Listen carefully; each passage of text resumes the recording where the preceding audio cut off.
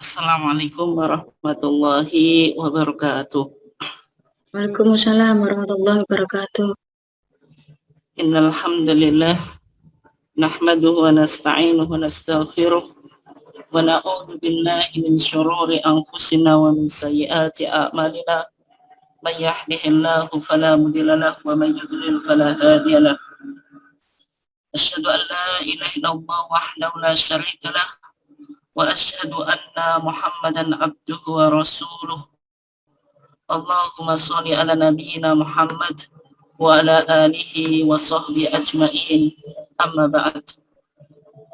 Yang saya hormati Ketua PCM dan segenap jajaran struktural PCM Kota Bojonegoro, kemudian bapak-bapak dan ibu-ibu sekalian dari berbagai macam AUM Amal Usaha Muhammadiyah yang ada di Kota Bojonegoro yang dimuliakan Allah, dan juga bapak-bapak dan ibu-ibu serta ketarjian yang berasal dari luar Kota Bojonegoro yang pada saat ini berkesempatan untuk join bersama kita di dalam kajian ketarjian PCM Kota Bojonegoro yang dimuliakan Allah semuanya. Alhamdulillah, pada kesempatan ini kita masih dipertemukan oleh Allah Subhanahu wa taala di dalam kajian rutin ketarjian kita di malam hari yang cerah ini, dan juga selawat serta salam semoga tetap terlimpahkan kepada Nabiullah Muhammad sallallahu alaihi wasallam. Bapak-bapak dan ibu-ibu sekalian, jamaah ketarjian yang dimuliakan Allah, insyaallah pada kesempatan ini kita akan melanjutkan kajian kita tentang topik Kitabul Iman di dalam HPT kita putusan tahun 1929 yang berisi tentang paham teologi Muhammadiyah yang di dalamnya dijelaskan tentang arkanul iman asid, yaitu rukun iman yang 6 itu, mulai dari iman kepada Allah, iman kepada malaikat, iman kepada kitab-kitab, iman kepada para rasul, kemudian al-iman kepada hari kiamat, dan yang terakhir iman kepada qadha dan qadar. Yang semuanya itu sudah ada di dalam Kitabul Iman yang ada di dalam HPT kita itu. Dan pada kesempatan ini kita akan memasuki kajian kita atau pembahasan kita pada rukun iman yang keempat, yaitu al-iman bir-rusul, yaitu iman kepada para rasul. Bapak Ibu sekalian yang dimuliakan Allah, kalau kita lihat di dalam matan Kitabul Iman, maka di sana dijelaskan tentang iman kepada Rasul, sehingga judul yang digunakan di dalam Kitabul Iman kita yang berkaitan dengan iman kepada para Rasul itu judulnya Al-Imanu bir-Rusul, iman kepada Rasul. Ya, kata Rasul ini adalah bentuk plural atau bentuk jamak dari kata Rasulun, artinya utusan atau the messenger, yang mana apa nanti bedanya Rasul dengan Nabi. Maka kalau kita coba bahas apa yang membedakan Nabi dan Rasul. Yang pertama, istilah Nabi itu berasal dari kata Nabiyun, dan ada juga ulama yang menjelaskan bahwasanya istilah ini berasal dari Nabiun. Kalau kita katakan Nabiyun itu diambil atau diderivasi dari kata an-nubuwah. Nubuwah itu artinya al-makan al-murtafi, yaitu tempat yang tinggi atau status atau posisi atau tempat yang tinggi. Kenapa kok dinamakan Nabi yang berasal atau diderivasi dari kata an-nubuwah? Karena Nabi itu seseorang yang memiliki status yang mulia di sisi Allah dan dalam pandangan kaumnya. Sehingga Nabi itu pasti dia marfu'ur rutbah. Statusnya itu memiliki status yang mulia baik di sisi Allah atau dalam pandangan Allah dan juga di pandangan para umatnya. Itu ketika kita katakan apa? Nabiyun. Kemudian yang kedua, maka kata nabi itu berasal dari kata nabiun. Jadi pakai hamzah yang berasal dari kata an-naba. Sehingga di dalam juz amma, juz 30 itu maka ada surat an-naba, artinya yaitu berita. An-naba itu sering diterjemahkan dengan berita yang besar. Artinya ketika Nabi itu diidentifikasi dari kata an-naba yang artinya khobar atau berita, maksudnya Nabi itu orang yang posisinya itu sebagai mukhbiron anillah, yaitu menceritakan, memberitahu kepada umatnya tentang wahyu-wahyu yang diterimanya dari Allah untuk disampaikan kepada umatnya. Itu secara singkat tentang asal kata Nabi. Jadi Nabi itu bisa diderifikasi dari kata Nabiyun dengan ya ditasdidkan atau juga dengan hamzah yang dibaca Nabiun.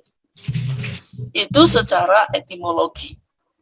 Nah, kemudian apa definisi Nabi secara terminologi atau istilahan atau syar'an? Maka Nabi itu insanun dakarun hurun uhiya ilaihi bisyar'in sawa'un umira bitablighi amla. Maka Nabi itu dia manusia. Jadi Nabi itu manusia, bukan para malaikat. Kemudian dia zakar. Zakar itu maksudnya jenis kelaminnya laki-laki, karena tidak ada seorang Nabi yang dari kalangan wanita. Sehingga Allah Subhanahu wa taala mengatakan wa ma arsalna qablaka illa rijalan nuhi ilaihim. Dan tidaklah kami mengutus qablaka sebelum wahai Muhammad illa rijalan, kecuali dari kelompok atau dari jenis kelamin para lelaki nuhi ilaihim yang kami beri wahyu kepada mereka gitu. Nah, sehingga Nabi itu dia harus statusnya itu dari gender laki-laki. Kemudian hurun, harus merdeka, bukan budak. Ya tadi kalau misalnya jenengan tanyakan kenapa harus laki-laki secara umum, karena Nabi itu memiliki tugas yang cukup berat ketika seorang Nabi itu dari jenis wanita yang misalnya suatu saat mengalami menstruasi, kemudian hamil dan sebagainya, maka beberapa tugas itu susah untuk dipenuhi dalam kondisi-kondisi yang semacam itu. Sehingga Allah memilih bahwasanya Nabi itu dari jenis kelamin laki-laki. Uhiya ilaihi bisyar'in, yang diberikan kepada dia syarat. Nah, sehingga yang membedakan kalau Nabi itu diberikan syariat untuk dirinya sendiri, tidak perlu untuk ditabligkan atau disampaikan kepada umatnya. Kalau wahyu itu diperintahkan untuk disampaikan kepada umatnya, maka dia tidak hanya nabi tapi rasul, nabi dan rasul. Sehingga nabi itu sebenarnya lebih umum daripada rasul, karena setiap rasul itu pasti nabi. Ada kaidah kullu rasulin nabiyun walaysa kullu nabiyyin rasulan. Setiap rasul itu pasti nabi, tetapi belum tentu setiap nabi itu rasul. Tapi setiap rasul pasti pasti nabi. Sehingga nabi itu lebih umum daripada rasul. Nah, kalau kita lihat di dalam judul dalam kitabul iman ini, al-imanu bi rasul, ini HPT kita menggunakan redaksi rasul, berarti seseorang yang jenis kelaminnya laki-laki yang merdeka, kemudian diberikan syariat untuk diamalkan untuk dirinya sendiri dan disuruh untuk mentabligkan atau menyampaikan kepada apa? Kepada siapa? Kepada umatnya. Itu yang disebut apa? Rasul.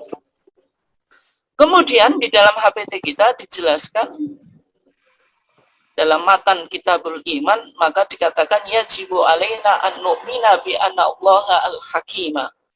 Wajib bagi kita untuk beriman bahwasanya Allah zat yang al-hakim, yang maha bijaksana. Karena hikmahnya Allah, kebijaksanaannya Allah, maka Allah arsala rasulan li hidayatin nas. Maka Allah mengutus para rasul li hidayatin nas untuk membimbing atau memberi hidayah kepada manusia ila siratil mustaqim, kepada jalan yang benar. Dan ini menarik kalau kita perhatikan di antara Asmaul Husna, nama-nama Allah yang 99 yang indah itu, baik dan indah itu, maka di sini ketika konteksnya Allah mengutus para rasul itu digunakan Al-Hakim, maha bijaksana. Karena orang yang bijaksana itu akan memikirkan kepada nasib kaumnya. Tapi dalam konteks Allah, kebijaksanaan Allah itu apa? Yaitu Allah mengutus para rasulnya, yang mana manusia ini sebagai ciptaannya ini supaya dibimbing kepada jalan yang benar sesuai dengan esensi penciptaan manusia. Bahwasanya Allah mengatakan wa ma khalaqtul jinna wal insa illa liya'budun, dan tidaklah kami menciptakan jin dan manusia kecuali menyembah Allah.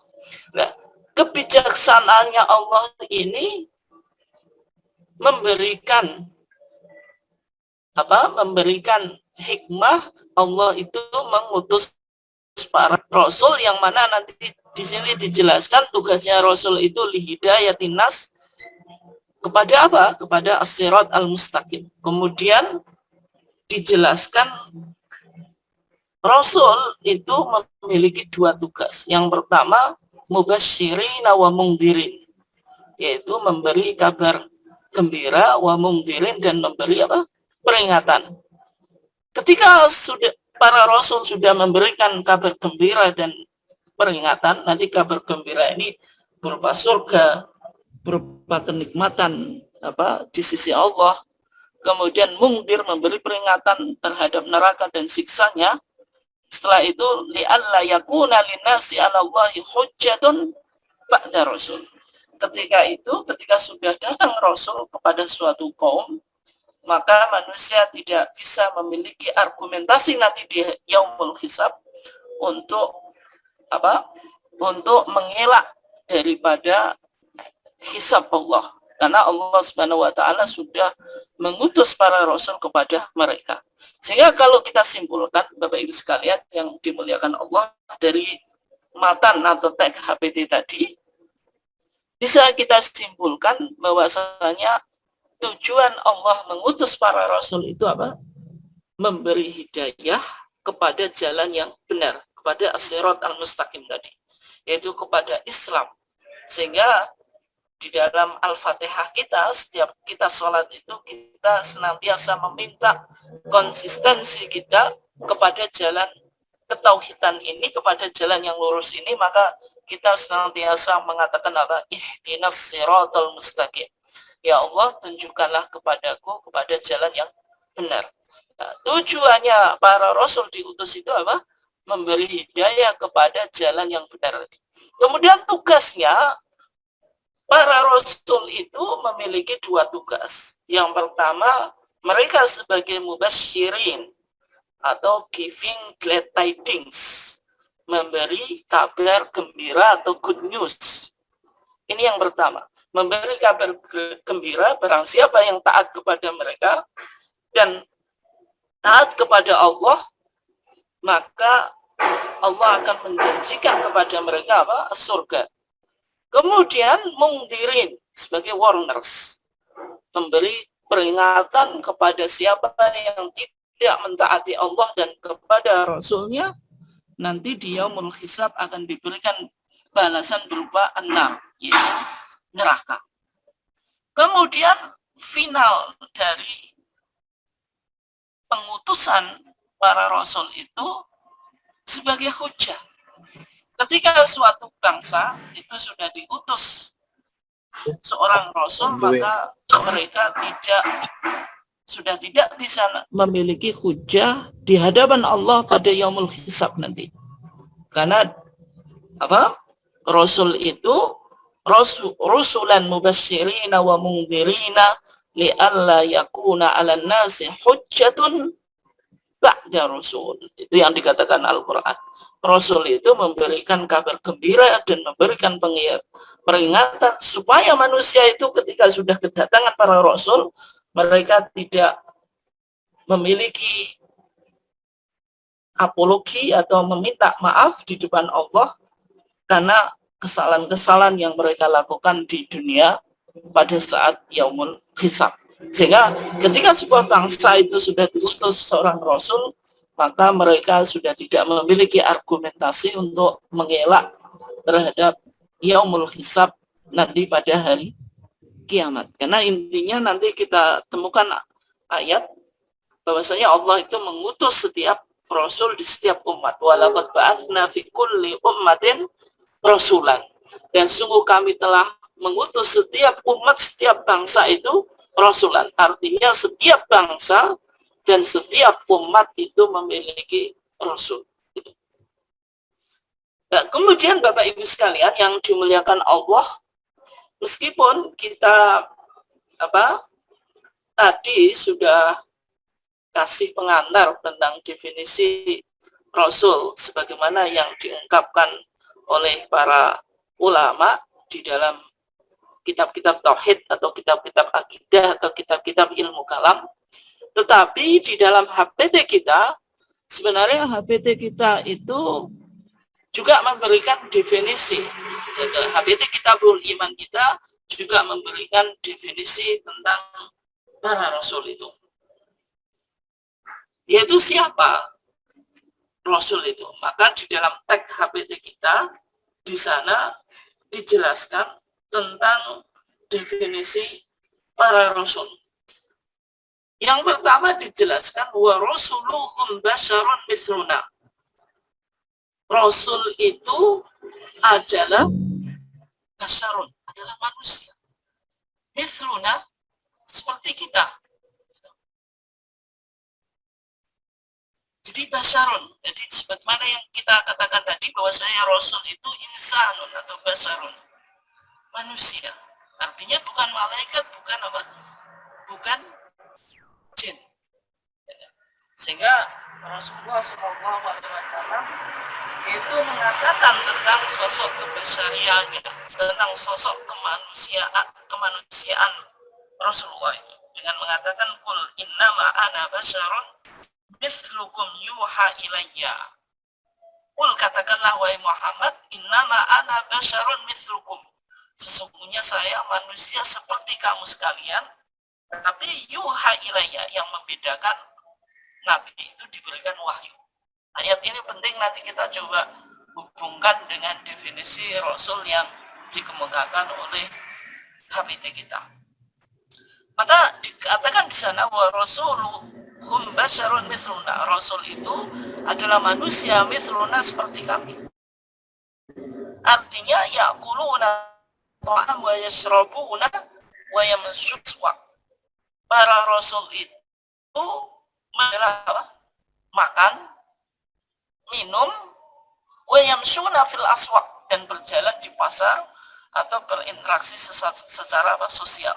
Sehingga definisi ini menjelaskan definisi Rasul dari sisi kemanusiaan. Rasul itu apa? Manusia biasa, bukan malaikat, bukan dari bangsa jin. Karena mereka adalah manusia biasa, maka mereka makan, minum, dan juga yamshuna fil aswaq, berjalan di pasar. Artinya berinteraksi secara sosial, melalui jual beli untuk memenuhi kebutuhan hidup dan melakukan urusan-urusan sosial sebagaimana layaknya manusia biasa.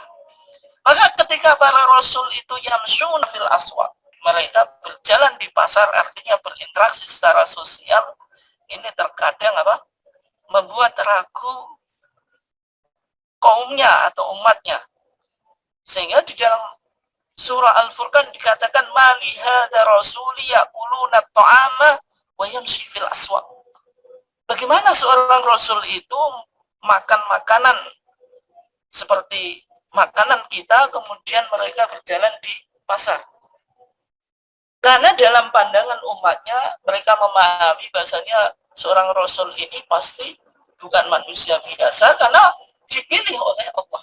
Sehingga mereka menegasikan tentang status rasul yang suka yamshuna bil aswaq, yaitu berjalan di pasar atau berinteraksi secara sosial. Dan ini juga nanti yang Bapak Ibu sekalian yang menarik, ini juga yang dilakukan oleh Nabi Muhammad. Nabi Muhammad di dalam Sirah Nabawiyah dijelaskan bagaimana perjalanan dagang Nabi Muhammad ke daerah Syam. Yang ketika itu Nabi Muhammad yaitu membantu perniagaan Khadijah. Diutus Khadijah untuk berdagang ke negeri Syam yang sekarang Syria, Lebanon, dan Palestina itu disebut negara Syam. Ini sosok Nabi melakukan jual beli di pasar, yang mana pada sosok Nabi Muhammad ini para ulama menjelaskan tentang sosok kemanusiaan yang mana Nabi Muhammad itu makan di depan umum, kemudian juga berjalan di pasar. Ini sangat dinampakkan. Kenapa kok demikian? Karena menegasikan klaim kaum Kristianiti atau kaum Kristen terhadap sosok nabinya, yaitu Nabi Isa ibn Maryam, atau dalam pandangan mereka disebut Yesus Kristus, yang mana status Isa ini diangkat derajatnya dan menjadi anak Allah, sehingga satu dari oknum Trinitas yang diyakini dalam teologi Kristen. Artinya sosok Nabi Isa ini disalahpahami oleh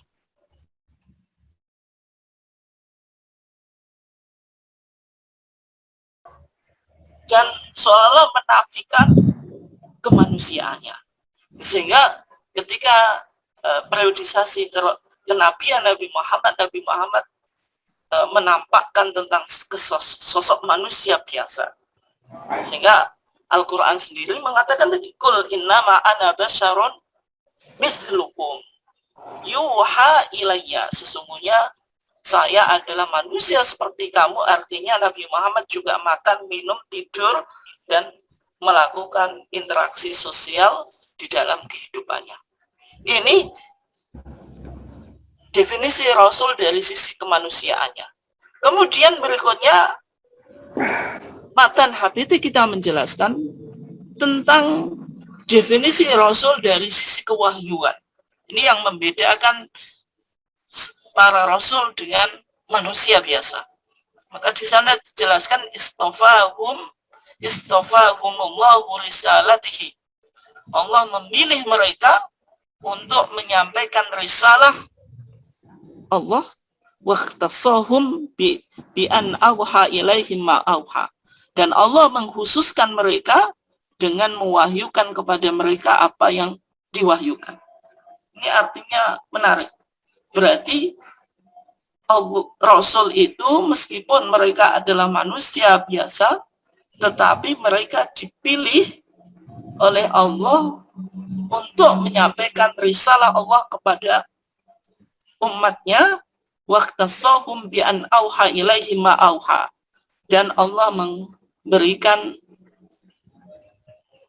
memberikan status khusus kepada mereka, yaitu dengan memberikan wahyu kepada mereka. Ini yang membedakan para rasul dengan manusia biasa.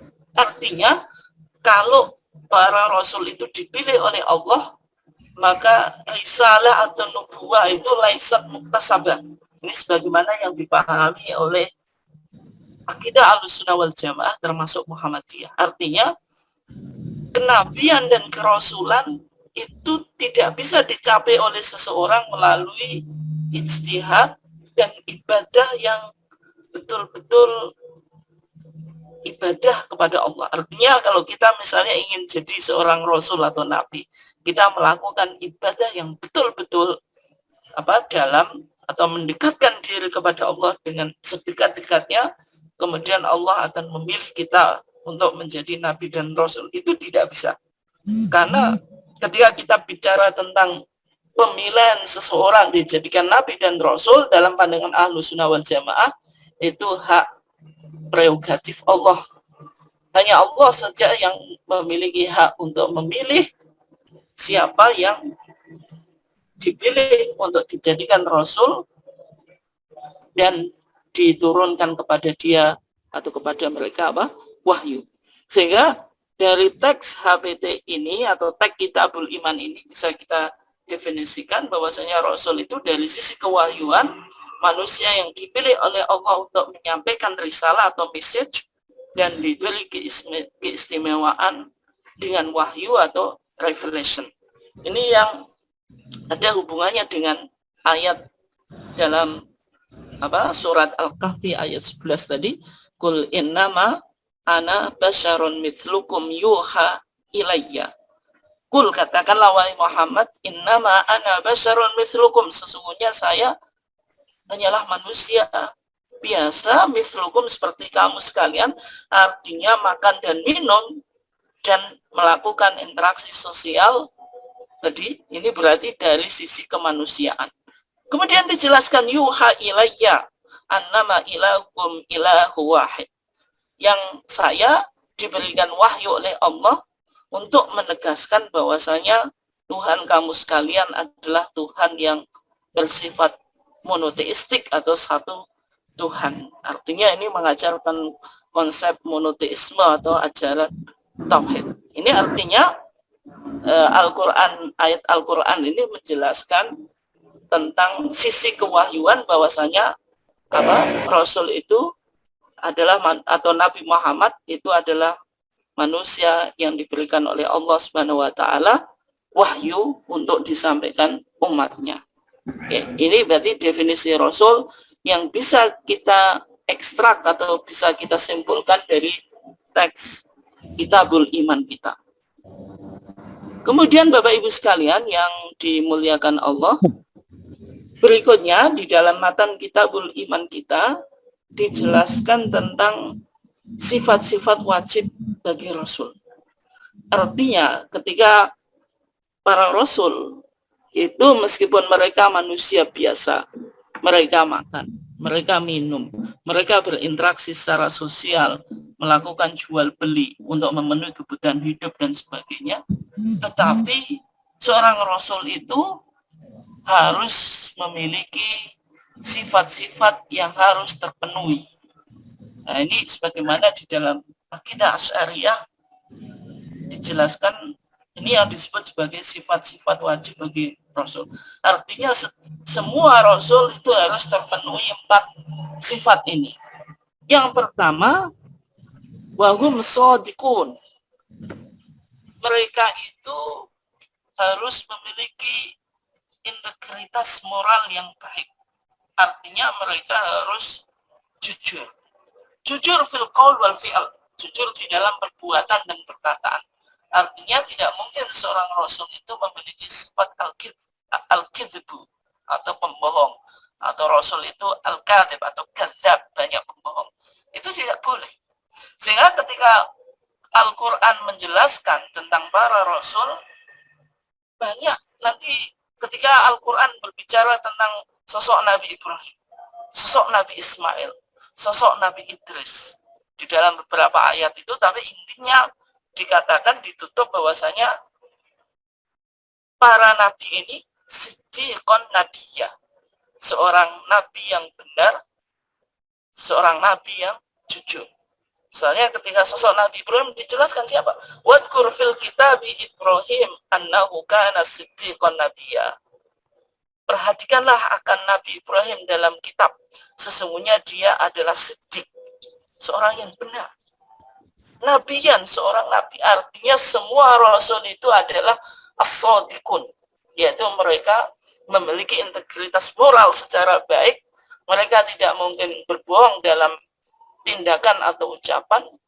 Ini yang harus terpenuhi, sifat yang harus terpenuhi bagi para rasul.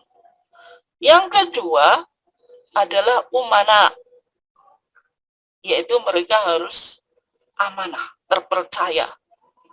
Tidak mungkin seorang rasul itu menjadi khain, pengkhianat, atau memiliki sifat khianah.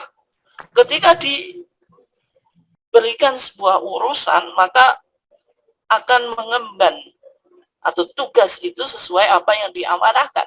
Ini bisa kita lihat bagaimana sifat amanah ini yang dimiliki oleh misalnya Nabi Muhammad ketika diserai tugas Khadijah di dalam perniagaannya atau perdagangannya ke negeri Syam tadi. Rasul menunjukkan seorang yang amanah.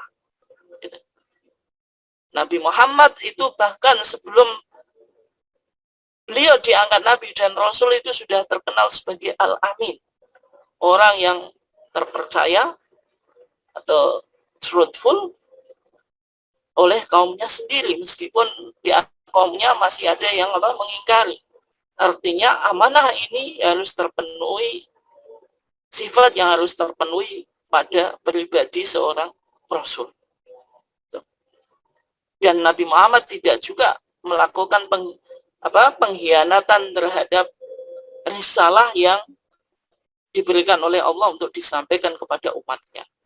Misalnya mengkorupsi risalah atau kewahyuan atau wahyu yang diberikan Allah kepada Nabi Muhammad untuk disampaikan kepada siapa? Umatnya. Kemudian yang ketiga, muballighuna risalah. Ini menarik.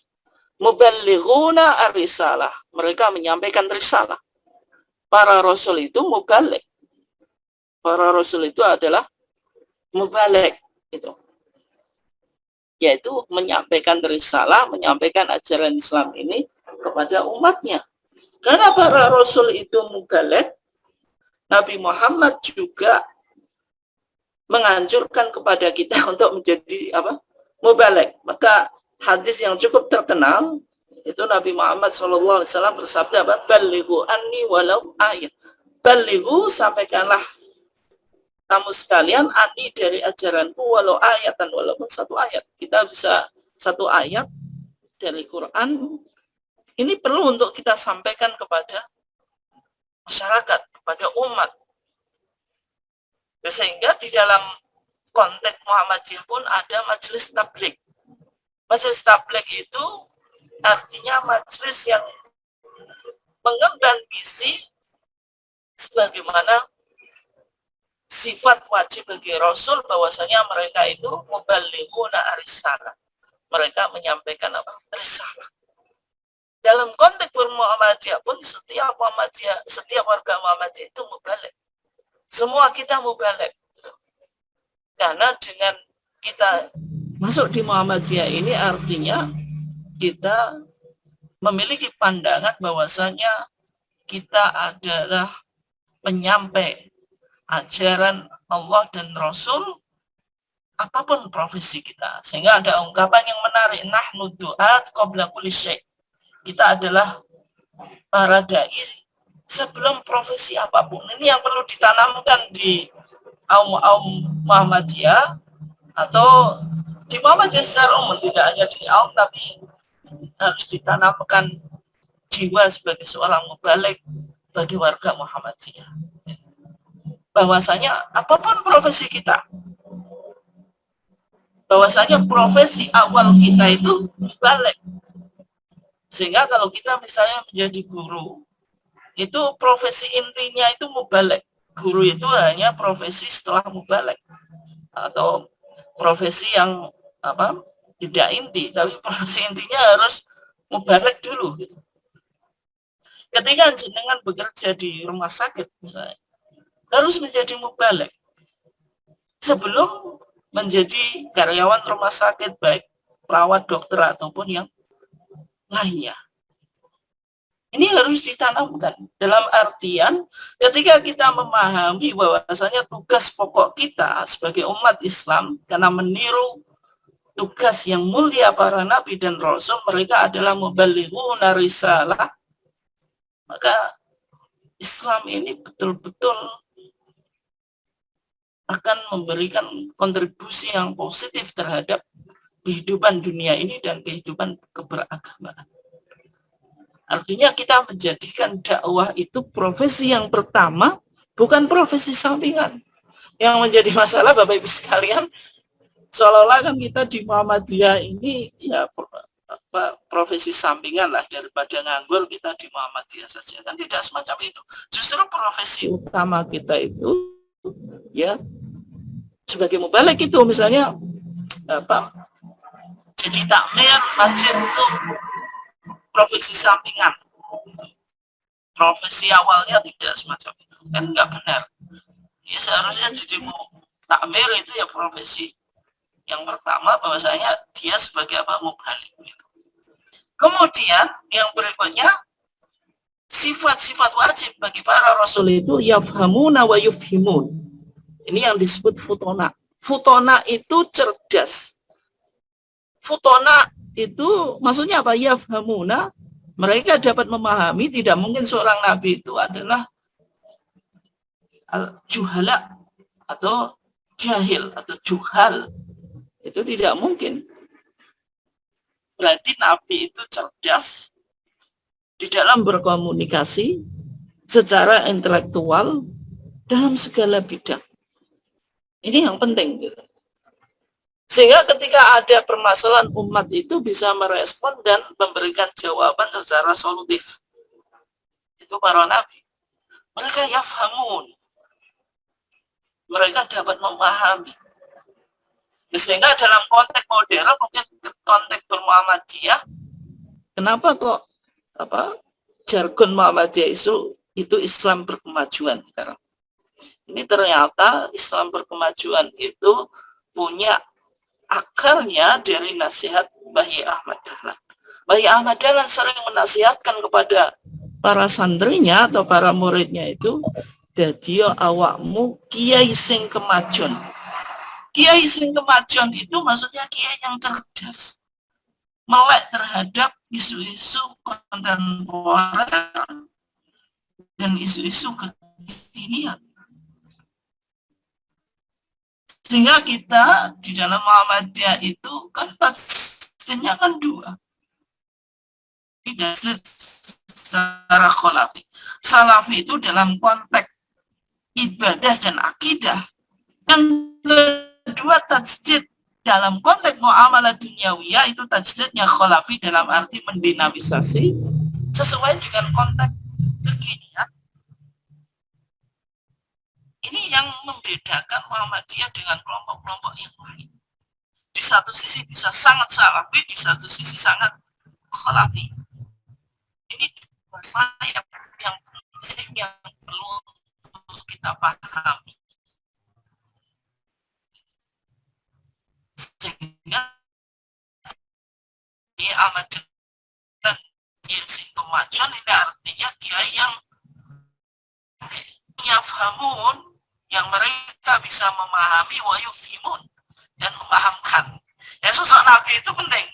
Jadi banyak di antara kita mungkin ketika memahami sesuatu, saya paham. Tapi bagaimana menyampaikan apa yang kita pahami kepada orang lain? Ini juga mungkin bagi para pengajar, para pendidik itu penting. Sesuatu teori, sesuatu ilmu pengetahuan yang kita miliki itu tidak sekedar dipahami, tapi wa yufhimun, bisa memahamkan kepada siswa didik, menciptakan inovasi dan kreasi di dalam proses pengajaran. Jangan statis, jangan metode pengajarannya dari dulu sampai sekarang tidak berkembang, tidak punya inovasi di dalam menyampaikan atau di dalam transfer of knowledge kepada students atau kepada para siswa. Ini penting. Nah, sehingga tadi sifat wajib bagi Rasul ini yang futona, mereka adalah apa? Cerdas secara intelektual, yafhamuna wa yufhimun. Gitu. Mereka bisa memahami sesuatu dan bisa memahamkan kepada orang lain. Kalau yafhamuna itu mereka paham untuk dirinya sendiri, wa yufhimuna dan memahamkan untuk orang lain. Ini 4 sifat yang wajib dimiliki oleh para rasul sebagaimana yang dijelaskan di dalam teks Kitabul Iman kita. Kemudian berikutnya HPT kita atau Kitabul Iman kita juga berbicara tentang sifat jaiz. Sifat jaiz itu sifat yang boleh ada, boleh tidak. Sifat jaiz bagi Rasul itu 1. Maka dalam teks HPT kita dijelaskan wa bima annakum min bani Adam ya'tarihim ma ya'tari sairul afrod. Karena para rasul itu min bani Adam. Kalau min bani Adam itu maksudnya dari keturunan manusia. Dari keturunannya Adam. Adam itu adalah basyarun. Adam itu adalah manusia, bukan jinnun, bukan malaikatun, bukan malaikat. Nah, sehingga karena mereka adalah manusia dari Bani Adam, maka mereka bisa atau boleh mengalami seperti apa yang dialami oleh semua manusia pada umumnya. Artinya mereka juga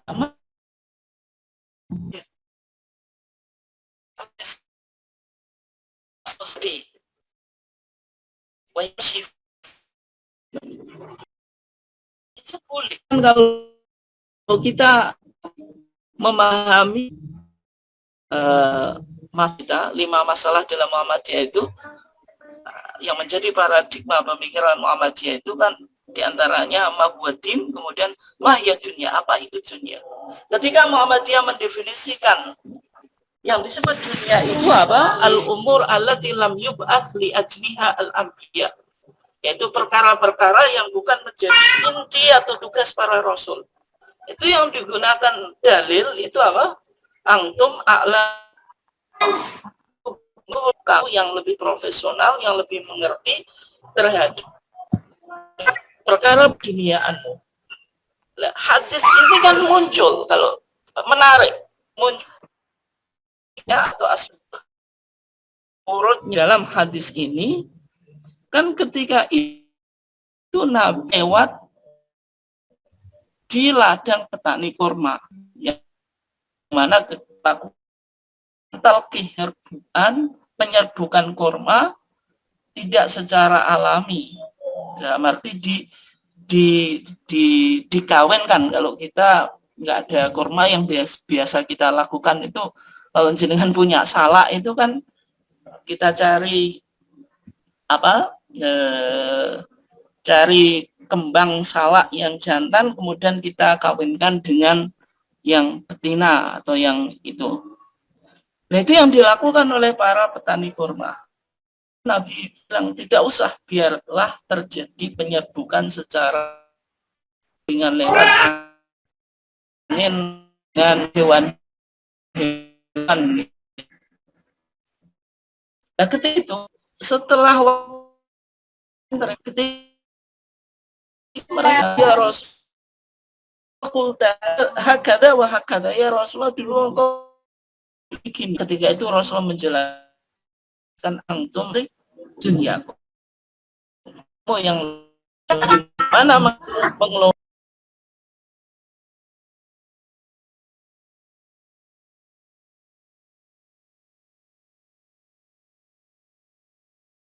Recording in progress. dalam ya biki, karena berdagang atau berniaga ini muamalah duniawiyah yang bukan menjadi tugas para rasul yang mana. Sehingga ketika Nabi Muhammad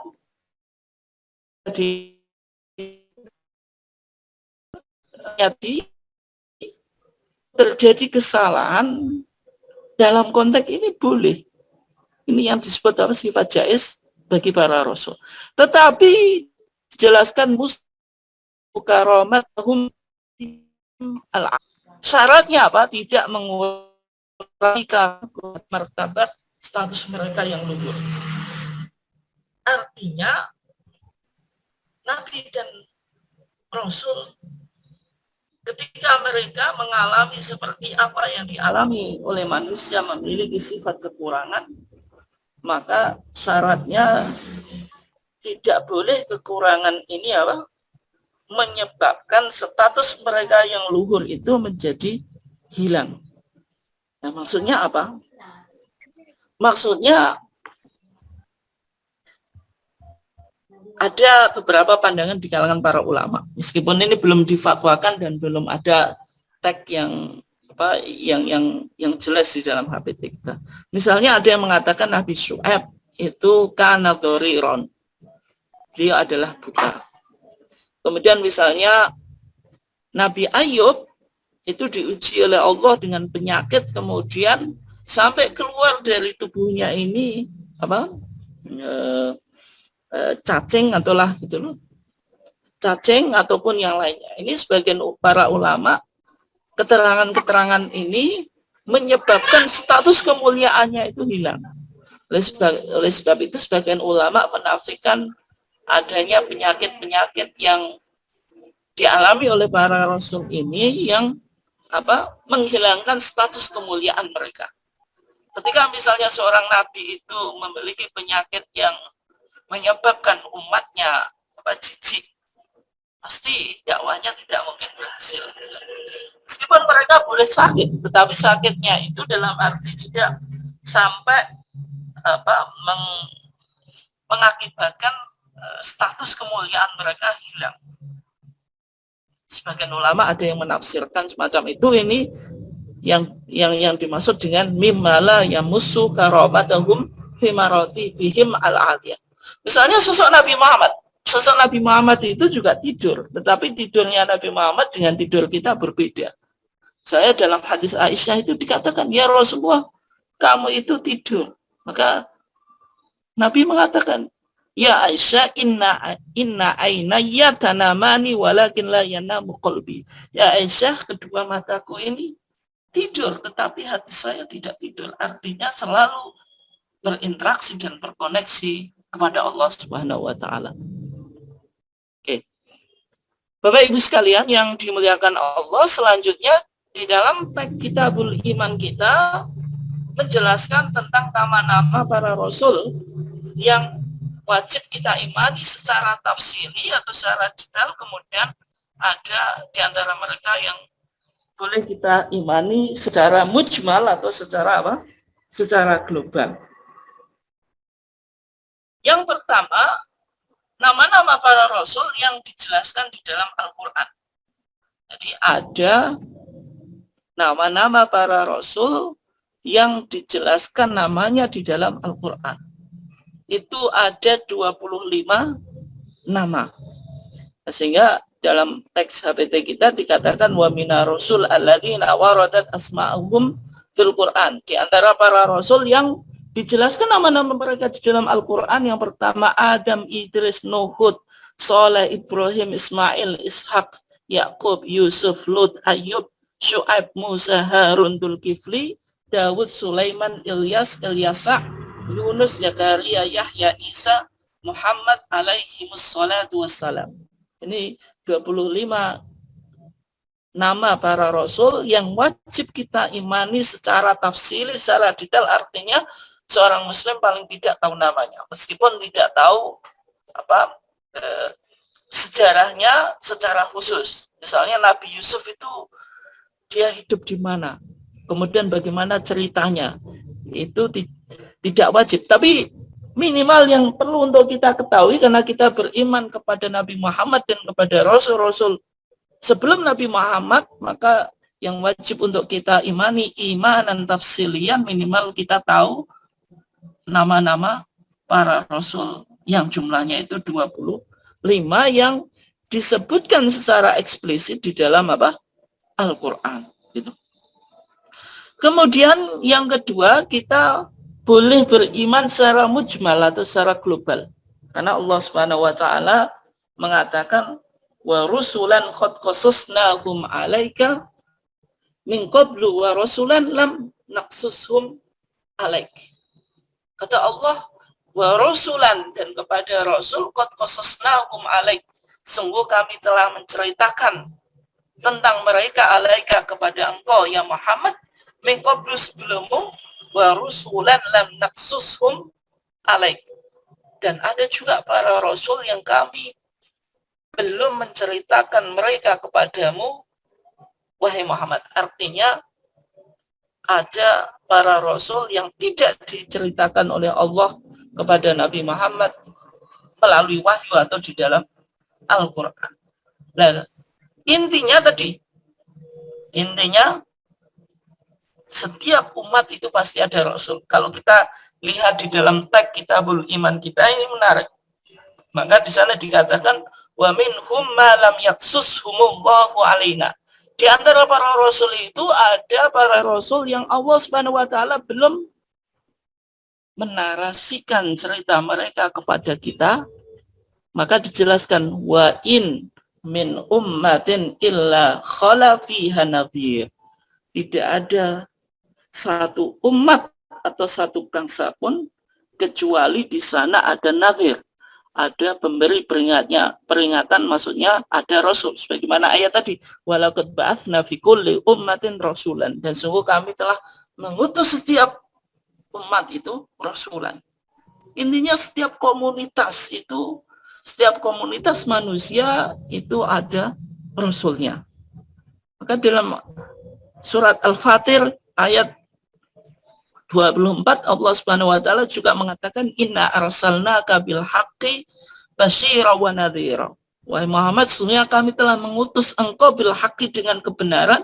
Nabi Muhammad meneruskan misi para nabi dan rasul sebagai basyiran wa nadhira, sebagai pemberi kabar gembira dan peringatan. Wa in min ummatin illa khala fiha nadhir. Tidak ada suatu umat dahulu sebelum Nabi Muhammad kecuali di sana ada seorang nabi yang memberi peringatan. Ya, kita di sini boleh beriman secara imanan ijmalian, iman secara mujmal atau secara global, tetapi dalam kaitannya dengan 25 nabi yang disebutkan di dalam Al-Quran tadi secara eksplisit kita wajib beriman imanan tafsilian, iman secara tafsil atau secara detail. Kemudian Bapak Ibu sekalian yang dimuliakan Allah, ini yang terakhir di dalam Kitabul Iman kita, dalam Al-Iman Birusul itu menjelaskan tentang mukjizat para rasul. Maka di sana dijelaskan waqad ayyadahumullahu bil ayat wal mu'jizat al-bahirah. Allah Subhanahu wa taala mensupport para rasul itu bil ayat, dengan ayat-ayat pembuktian tentang kebenaran risalah mereka, wal mu'jizati al-bahirah, dan mukjizat yang nyata yang bisa mengalahkan tantangan para pengingkar risalah mereka. Maka bagaimana tentang mukjizat ini, apa yang disebut dengan mukjizat ini?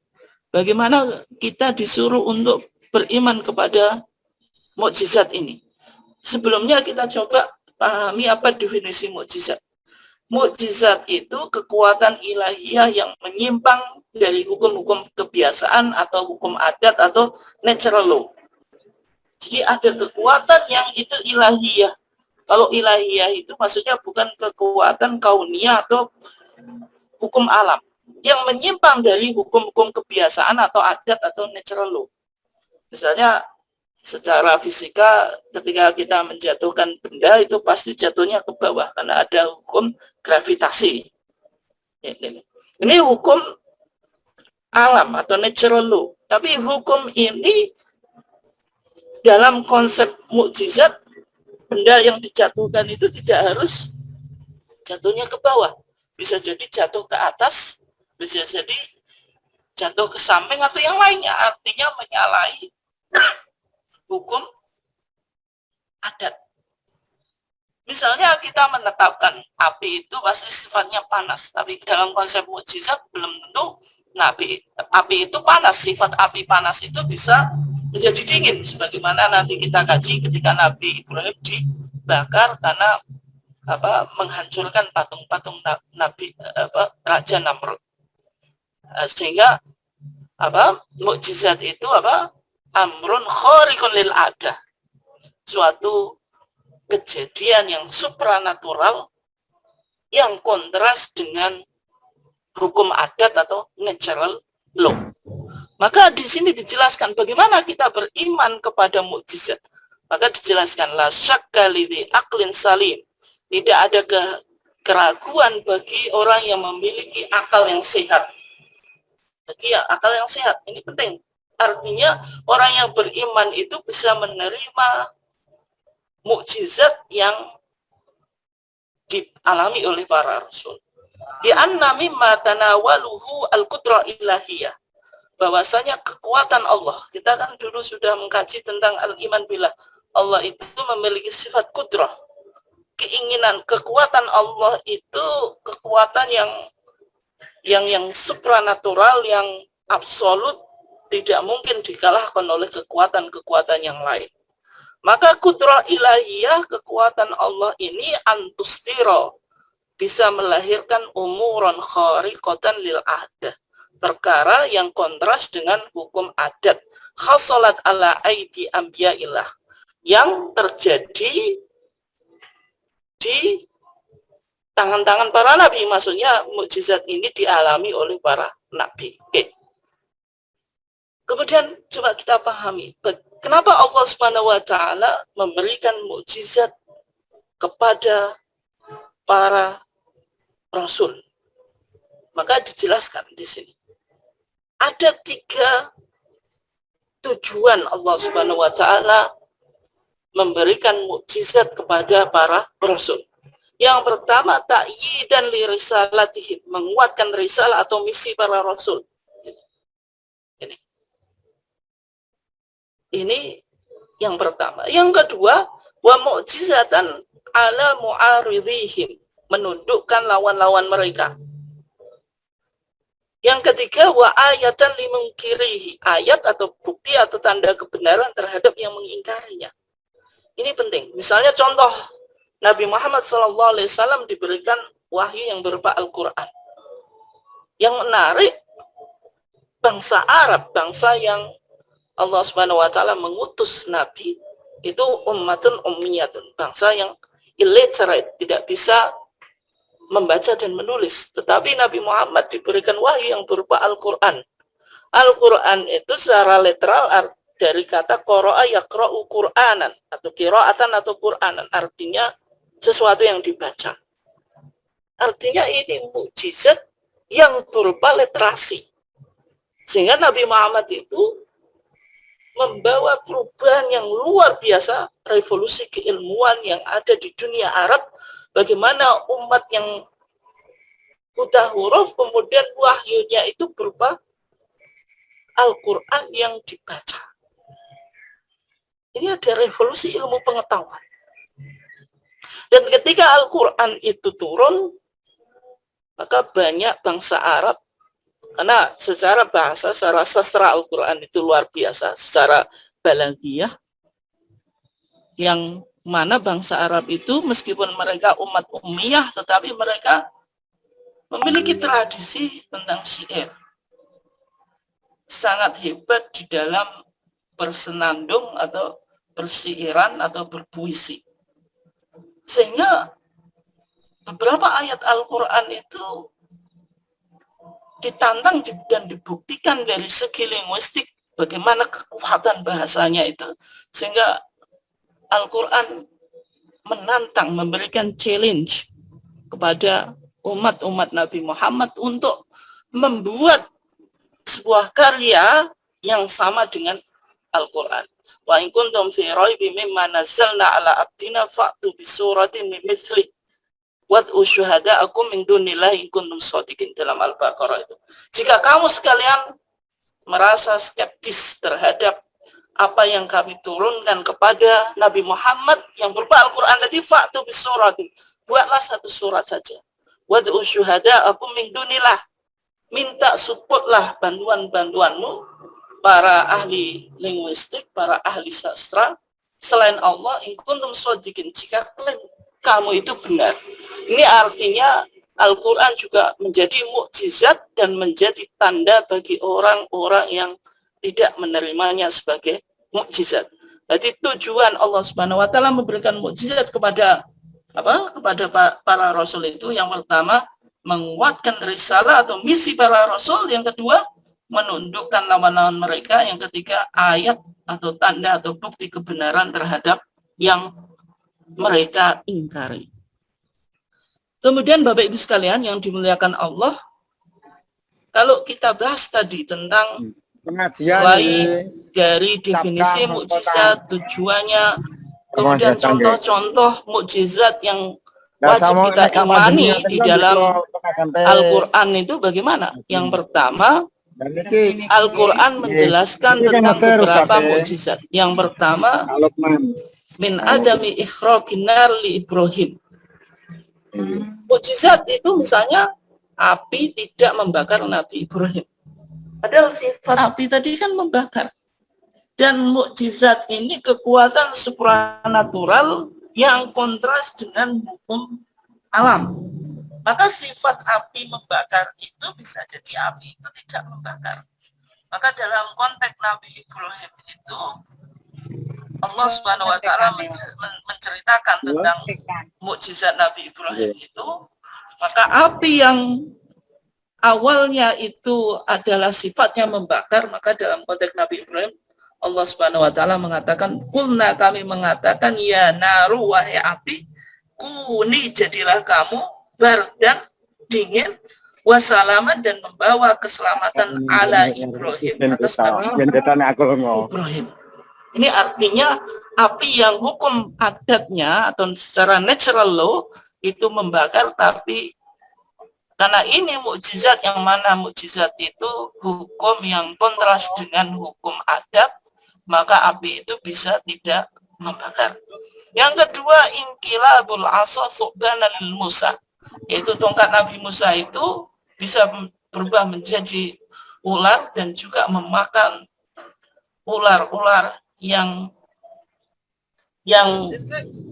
ular-ularnya para tukang sihirnya Fir'aun. Ini juga mukjizat.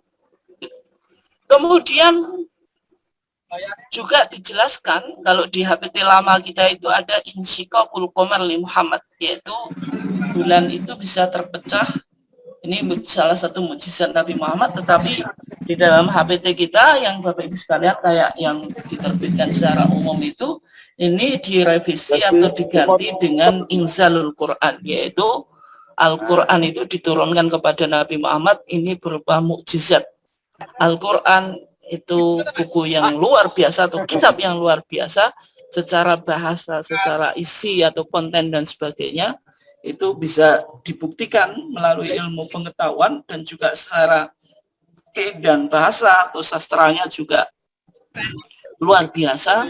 Ini yang menjadi mukjizat bagi khatamul anbiya wal mursalin, yaitu para nabi dan rasul. Yang menariknya ketika kita semakin berbicara dalam konteks modern, maka yang paling kuat itu adalah ilmu pengetahuan, tradisi literasi, tradisi ilmu pengetahuan, dan ini yang menarik, yang menjadi mukjizatnya Nabi Muhammad. Karena Al-Quran sendiri itu artinya dari qara'a yaqra'u Qur'anan, artinya sesuatu yang dibaca. Kemudian wahyu yang pertama yang turun kepada Nabi melalui malaikat Jibril itu sudah berbicara tentang Iqra, bacalah.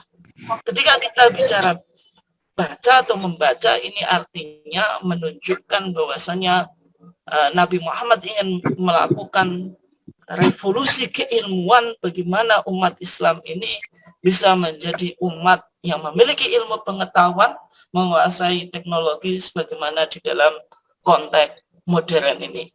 Demikian Bapak Ibu sekalian yang dimuliakan Allah, kajian kita